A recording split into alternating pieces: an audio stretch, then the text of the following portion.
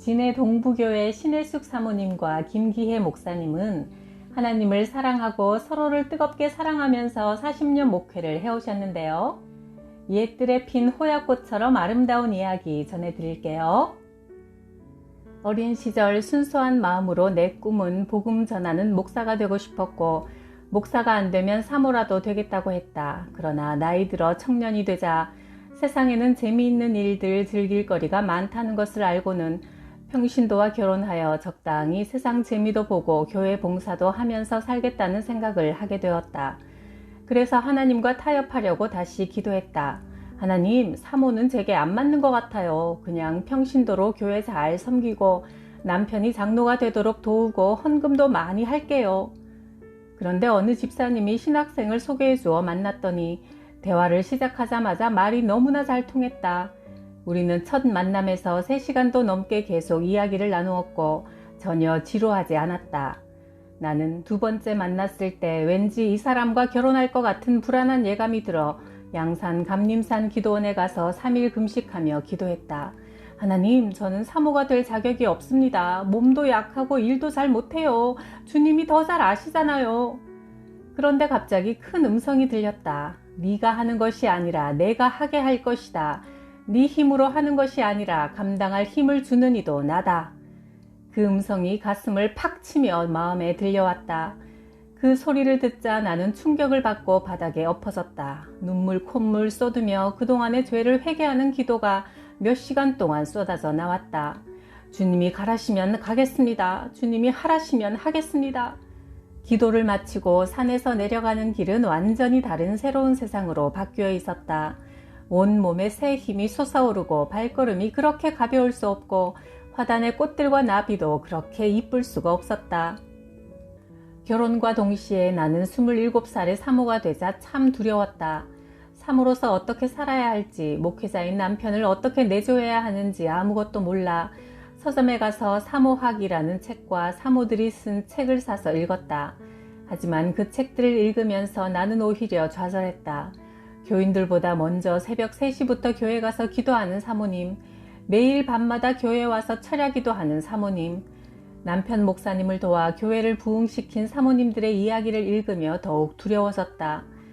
남편은 결혼할 때 내게 말했다. 사모는 늘 3가지 준비를 하고 살아야 합니다. 신방 갈 준비, 이사 갈 준비, 죽을 준비.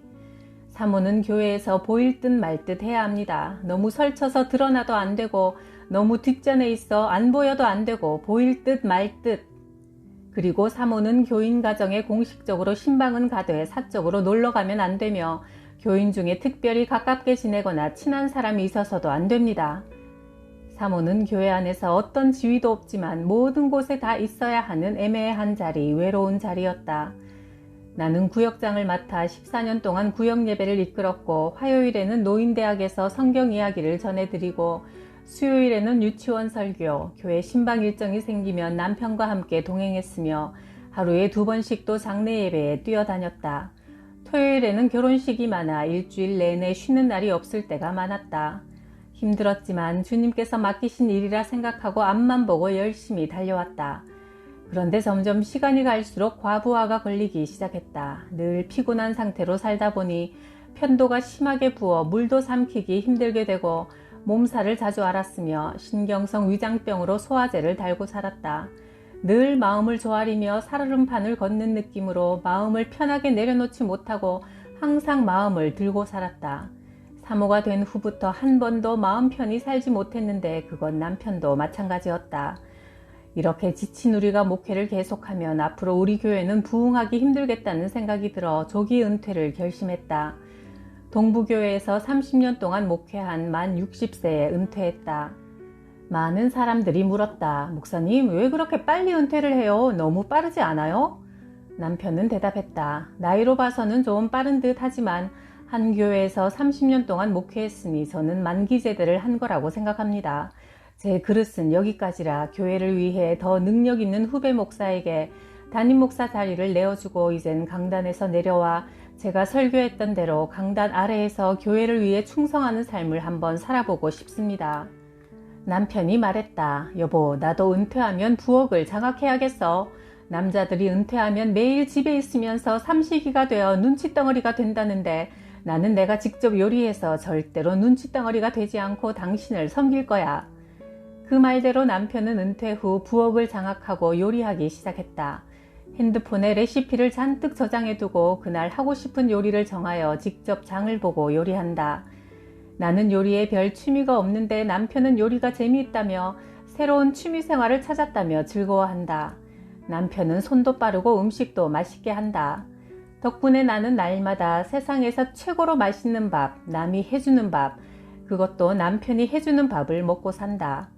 전통적인 남자와 여자의 역할 구분에 매이지 않고 각자 은사대로 좋아하고 잘 할 수 있는 일을 하며 살아가니 서로 행복하다. 나는 은퇴 후 진해를 떠나는 것이 좋겠다고 했지만 남편의 생각은 달랐다. 한국교회 목사님들이 은퇴를 하면 평생 목회해온 교회에 출석하지 못하고 다른 교회로 가시는 분들이 많아. 그런데 다른 교회들도 은퇴 목사님이 오시는 것을 달가워하지 않지. 그래서 은퇴 목사님들끼리 교회를 만든 곳도 있는데 나는 내가 30년간 설교했던 강단에서 내려와 우리 교회에서 내가 설교했던 대로 살아보고 싶어. 성가대도 하고 구역장도 하면서 교회를 위해 충성하는 삶을 살다가 우리 교회에서 죽고 싶어. 네덜란드에서는 목사가 열심히 사역하다가 은퇴하면 그 교회에서 평신도로 조용히 섬긴대. 우리는 1년간 제주도 울릉도에서 지내며 동부교회를 잠시 떠났다가 1년 뒤 다시 돌아와서 우리 부부는 성가대원으로 임명받았다. 남편은 테너로 나는 엘토로 찬양하는 것이 참 행복하다. 남편과 나는 다음 주일 찬양할 곡을 집에서 각자 열심히 연습한다. 결혼 전까지 15년 동안 해왔던 찬양대를 사모가 된 후로는 하지 못했는데 이제 다시 찬양대로 섬길 수 있게 되어서 참 좋다. 어떤 사람들은 은퇴하고 부부가 하루 종일 같이 있다 보면 많이 싸운다고들 하는데 우리 두 사람은 서로 상대방의 시간과 공간을 존중해주며 따로 또 같이 하는 일상에 싸울 일이 없다. 인생 1막을 잘 마무리하고 새롭게 시작하는 인생 2막을 이토록 아름답고 행복하게 살 수 있게 해주신 하나님의 은혜가 참으로 놀랍고 감사하다. 남편 김기혜 목사는 진해 동부교회 담임 목사가 된 후 이렇게 말했다. 목사는 등 따시고 배부르면 타락합니다. 목사의 생활은 그 교회 교인들의 평균 수준보다 조금 못한 정도로 좀 부족한 듯 살아야 합니다. 그리고 교역자 사례비는 가족 수대로 정합시다. 담임 목사든 부목사든 모든 사역자는 하나님 앞에서 동등하니 담임 목사라고 더 많이 받을 수는 없습니다. 목사는 돈, 여자, 명예를 늘 조심하고 멀리해야 합니다. 저는 70세 이하의 여자와는 악수도 하지 않겠습니다. 여성도를 신방하고 상담할 때는 반드시 여전도사와 사모와 동행하겠습니다. 이런 원칙을 정하고 설교 시간에 선포했으며 은퇴할 때까지 철저히 지켰다. 대외적인 감투를 쓰지 말고 우리 교회 목회를 잘 하자는 뜻으로 남편 서재에는 목양일념이라는 액자가 은퇴할 때까지 걸려 있었다. 남편은 설교 준비를 참 힘들게 했다. 주일 설교를 마치면 다음 주일 설교 본문을 출력해서 가지고 다니며 수시로 본문 말씀을 깊이 묵상했다. 토요일은 하루 종일 설교 준비를 했는데 얼마나 힘들었으면 내게 이런 말을 했다. 당신은 아들 둘 낳을 때 산고를 겪고 끝났지만 나는 매주 아기 낳는 고통보다 더한 산고를 거쳐서 설교 준비를 한다오. 그래서 남편은 설교에 대한 부담감 때문에 과민성 대장염을 달고 살았다. 강단에 올라가면 예배 마칠 때까지 화장실에 갈 수 없는 환경이니 설교를 시작하기 전까지 늘 배가 아프다고 했다. 그래서 강단에 올라가기 전에는 항상 화장실에 10분 정도 앉아 있다가 올라갔고 설교 전에는 밥을 먹지 않았다. 그렇게 전심전력을 다해 주일 사역을 마치고 나면 월요일에는 편두통이 심하게 와서 눈물이 줄줄 흘러내릴 정도로 고통스러워했다. 나는 남편을 목사로서 참 존경한다. 바른 목회 신념을 가지고 하나님 앞에서 정직하고 성실하고 겸손하게 40년 목회길을 한결같이 걸어온 남편의 삶을 가장 가까이에서 지켜본 사람으로서 말이다. 큰아들이 초등학교 2학년이었을 때 국민일보에서 기독교 대학인 한동대학의 설립에 관한 기사를 보았다. 세상을 변화시키자, 공부해서 남주자라는 학교의 설립 이념과 정신이 너무나 좋아 나는 그 기사를 읽고 하나님께 기도했다. 우리 두 아들 장호와 지호가 한동대학에 꼭 들어가서 하나님의 일꾼이 되게 해주세요. 12년 세월이 지난 후 우리 아이들이 입학할 당시 한동대학은 성적이 아주 높아야 들어갈 수 있는 기독교 명문대학이 되어 있었다. 입학 서류를 접수한 후 면접 시험을 치르고 합격자 발표가 날 때까지 나는 하루에 2번씩 새벽과 밤에 집중적으로 기도했다. 하나님은 내 12년간의 간절한 기도에 응답하셔서 두 아들 모두 합격하게 되었다.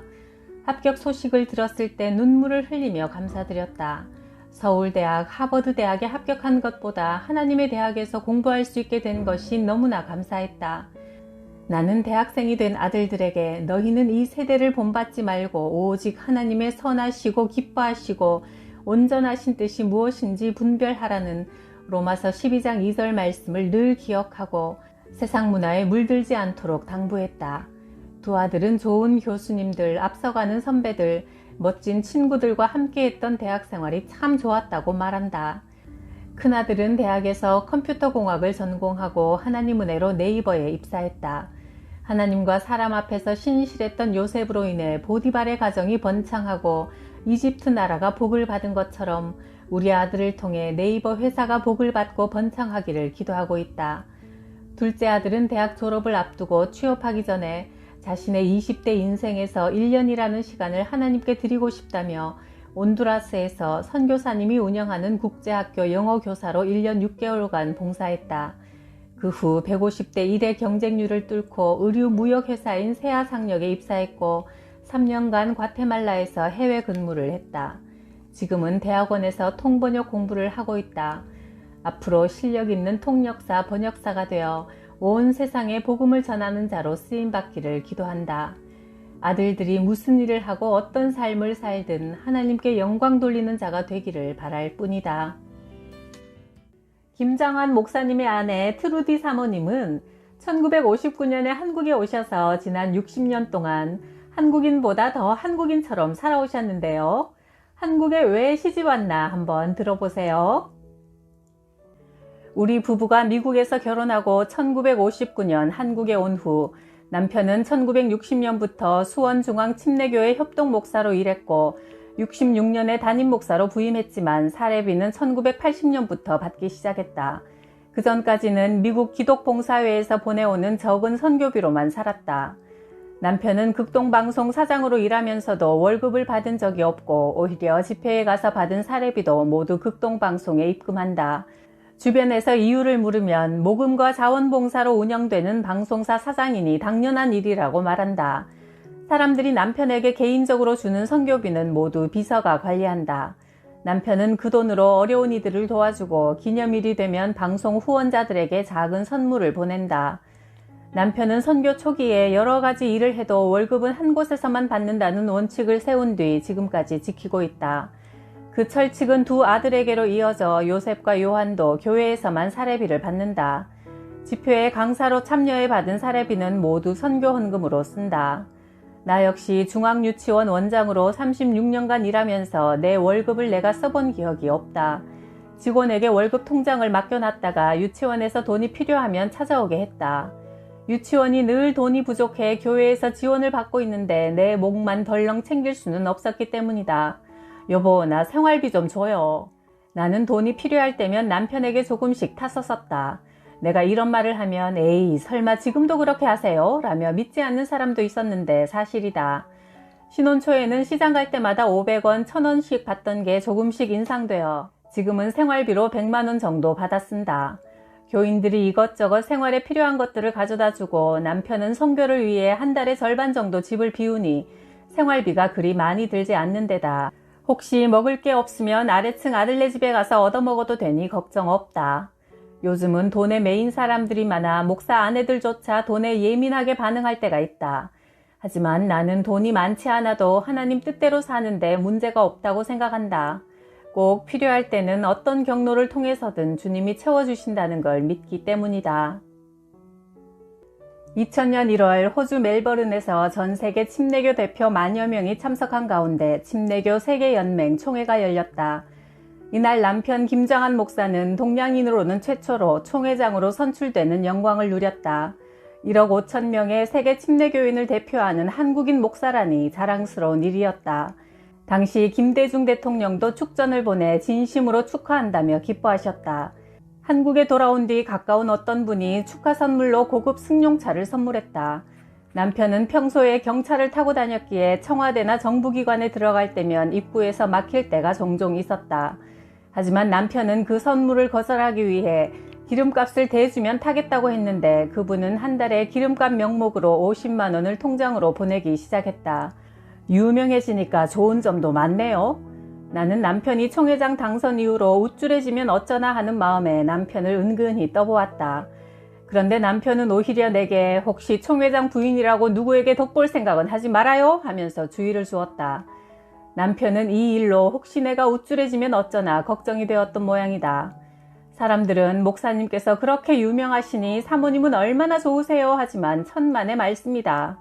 나는 사람이 유명해지는 게 그 사람의 영혼에 유익된 점이 별로 없다고 생각한다. 남편이 총회장에 당선된 것이 지금보다 더 바빠진다는 것, 남편 얼굴 보기가 힘들어진다는 것 이상의 어떤 의미도 내게는 없었다. 남편이 세계적으로 유명한 목회자가 된 이후 오히려 이런저런 청탁이나 부탁을 거절하느라 고민이 많아졌다. 돈을 빌려달라고 찾아오는 경우도 많다. 오래전 한 번은 병원 청소일을 하면서 어렵게 사는 분이 나를 찾아와 내가 돈을 갚지 못해 딸이 섬으로 팔려가게 생겼어요 하고 하소연했다. 사모님, 딱 100만 원만 있으면 딸을 살릴 수 있어요. 사채업자들이 애를 데려가서는 돈을 갚지 않으면 인신매매로 넘겨버리겠다고 하는데 제가 가진 돈이 한 푼도 없어요. 제발 도와주세요. 저에게 돈을 빌려주시면 꼭 갚겠습니다. 지금도 100만 원은 큰 돈이지만 당시에는 웬만한 월급쟁이 한 달 월급에 해당되는 큰 돈이었기에 나는 머리가 어지러웠다. 주님, 이 자매님의 사정을 도울 수 있는 돈을 저에게 허락해 주세요. 나는 그 자매를 위로한 다음 일주일 뒤에 다시 한번 찾아오세요 말한 뒤 일단 돌려보냈다. 그렇다고 딱히 대책이 있는 건 아니었다. 서럽게 우는 자매를 보니 아이 키우는 엄마로서 마음이 아파 도와주고 싶었다. 주님이 어떻게든 해결해 주시겠지. 그날 이후부터 새벽마다 그 자매를 생각하며 기도했다. 그런데 며칠 뒤 여의도 순복음교회 조용기 목사님께서 내 생일을 축하한다며 100만 원을 축하금으로 주시는 게 아닌가.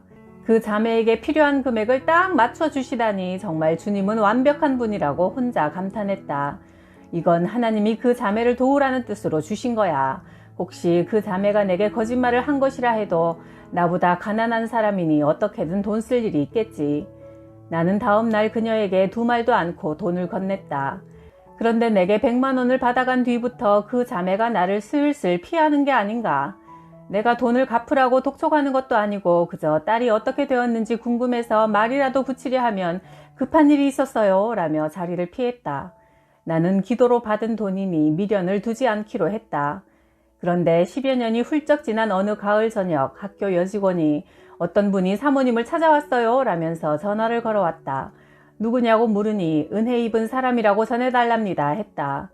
사무실에 갔더니 나이 드신 아주머니가 달려와 나를 껴안고 눈물을 흘렸다. 사모님, 제가 그때 100만 원을 빌려갔는데 형편이 안 되어서 못 갚았어요. 그때 돈을 빌려주신 덕분에 딸을 찾아올 수 있었어요. 딸은 지금 결혼해서 잘 살고 있지만 저는 사모님께 빌린 돈이 늘 마음에 걸렸어요. 그래서 이번에 퇴직금을 받아서 그 돈을 갚으려고 달려왔습니다. 그녀는 150만 원을 주면서 50만 원은 이자라고 했다. 그 돈을 받으며 나도 아주머니를 껴안고 눈물을 흘렸다. 나는 돈을 받고 싶지 않았지만 아주머니의 권유에 100만 원만 받았다. 10년 만에 빚을 갚은 아주머니는 홀가분한 표정으로 말했다. 사모님이 저를 미워하시면 어쩌나 걱정했는데 이렇게 반갑게 맞아주셔서 감사해요. 사모님을 보면 예수님이 이 땅에 계신다면 저런 모습이겠구나 라는 생각이 들어요. 저도 이제부터 교회에 나갈 거예요.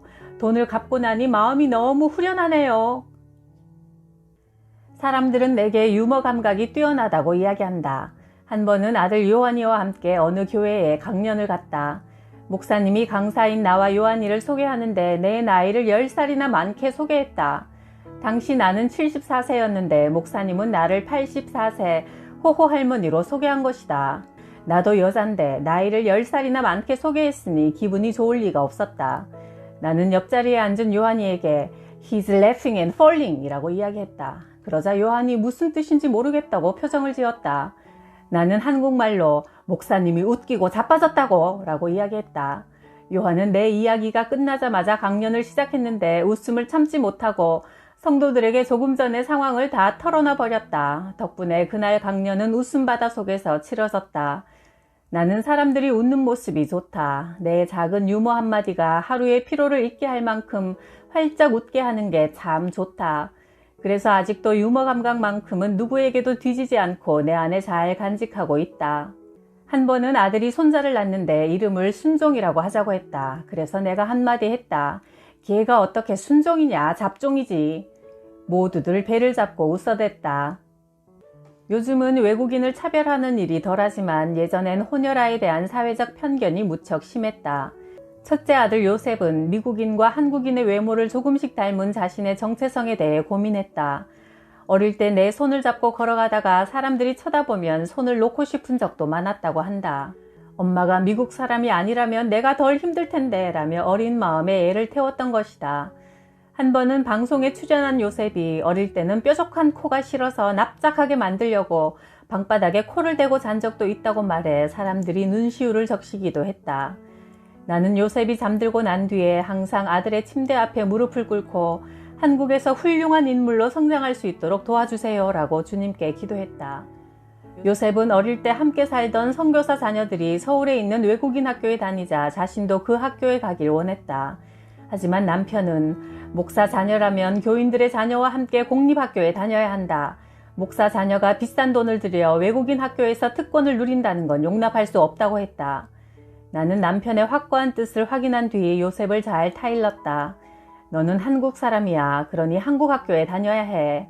네가 하나님께 기도하면 분명 친구들과 잘 지내게 도와주실 거야.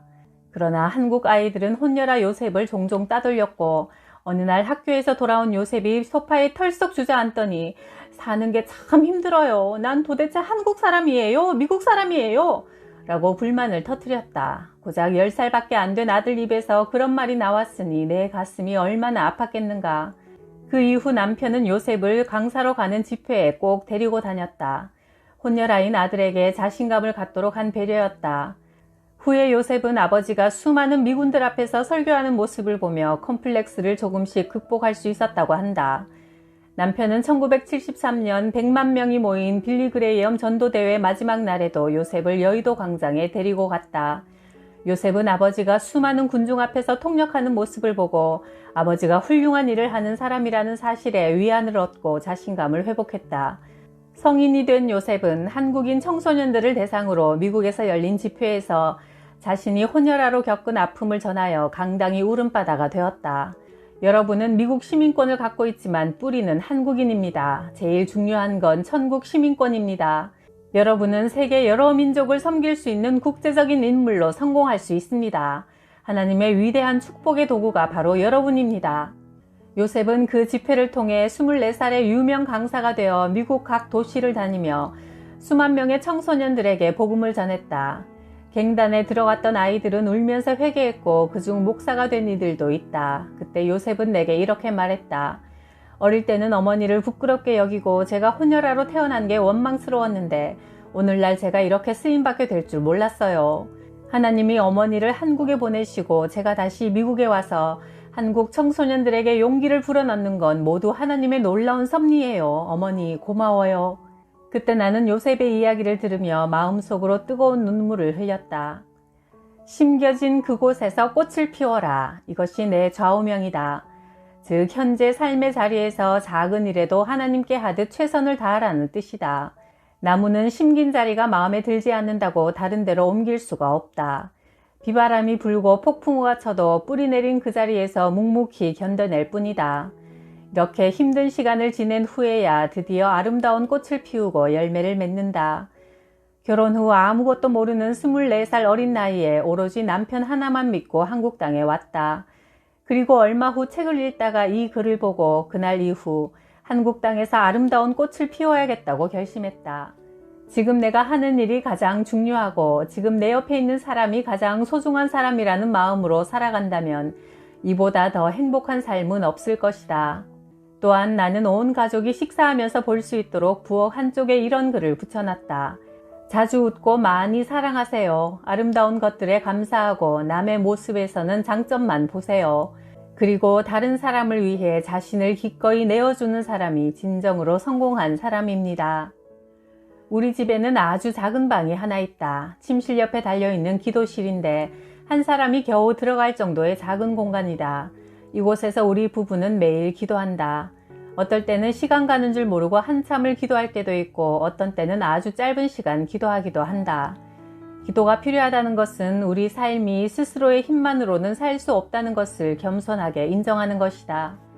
돌이켜보면 나는 하나님께서 맡겨주신 많은 일들을 해왔다. 남편을 만나서 한국에 오고 엄마로, 사모로, 유치원 원장으로 다양한 경험을 했다.